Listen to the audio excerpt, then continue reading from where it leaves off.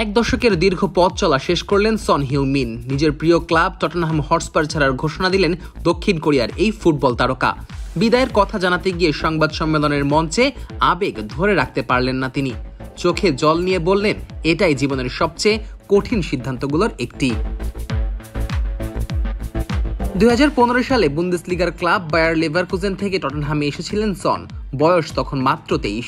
ইংরেজি ভাষাতেও ঠিকঠাক কথা বলতে পারতেন না, কিন্তু ধীরে ধীরে নিজের ফুটবল মেধা, পরিশ্রম আর পেশাদারিত্ব দিয়ে জায়গা করে নেন ক্লাবের হৃদয়ে। কেবল নিয়মিত খেলোয়াড়ই নন, হয়ে ওঠেন দলটির অধিনায়ক। হুগো লরিসের পর 2023 সালে তার হাতেই তুলে দেওয়া হয় নেতৃত্বের ব্যাটন। টটনহামের হয়ে মাঠে 450-এর বেশি ম্যাচ খেলে ফেলেছেন সন, করেছেন 173টি গোল। শুধু গোল করেই থেমে থাকেননি, সতীর্থদের জন্য 101টি অ্যাসিস্টও করেছেন। প্রিমিয়ার লিগে 71টি অ্যাসিস্ট করে গড়েছেন ক্লাবের হয়ে সর্বোচ্চ অ্যাসিস্টের রেকর্ড। তার শৈল্পিক ফুটবল আর নম্র ব্যবহারে মুগ্ধ ছিলেন ক্লাবের ভক্তরা। তবে সনের মতে সবকিছুরই একটা সময় থাকে। সংবাদ সম্মেলনে তিনি বলেন, আমি ভেবেচিন্তে এই সিদ্ধান্ত নিয়েছি। 10 বছর অনেক লম্বা সময়। আমি অনুভব করেছি নিজের জন্য একটা নতুন পরিবেশ দরকার। একটা পরিবর্তন আমাকে নতুন করে এগিয়ে যেতে সাহায্য করবে।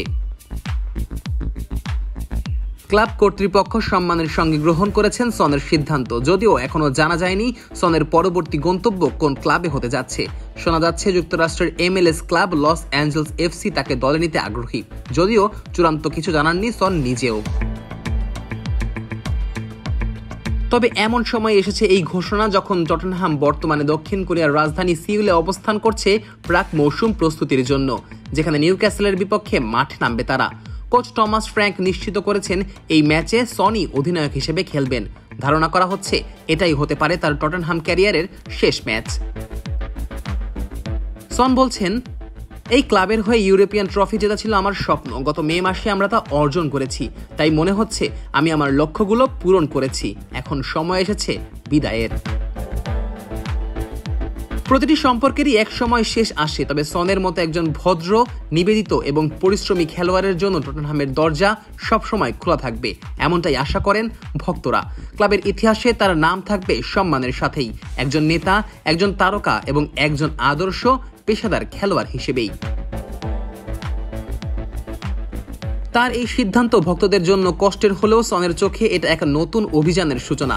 হয়তো অন্য কোনো ক্লাব, অন্য কোনো দেশের মাঠে আবার দেখা যাবে সেই চেনা হাসি, সেই আগ্রাসী ড্রিবল আর সেই ভালোবাসার উদযাপন। স্পার্স ভক্তরা তাই মন খারাপেও বলে উঠছেন, যেখানেই থাকুন ফুটবল তাকে ঠিকই খুঁজে নেবে, কারণ সনের মতো খেলোয়াড়রা হারিয়ে যান না, তারা থেকে যান ইতিহাসের পাতায়।